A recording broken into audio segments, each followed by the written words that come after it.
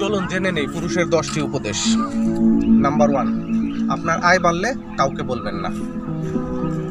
Number 2, নারীর সাথে তর্ক করবেন না, কাজের মাধ্যমে নেতৃত্ব দিন।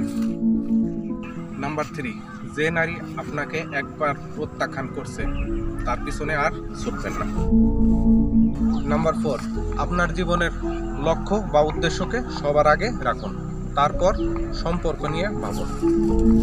নাম্বার 5, আপনার বন্ধুদের কাছে সবকিছু বলবেন না, কিছু ব্যক্তিগত বিষয় নিজের কাছেও রাখুন। নাম্বার 6, এমন পুরুষ হন যাকে সবাই শ্রদ্ধা করে, এমন নয় যাকে সবাই করুণা করে।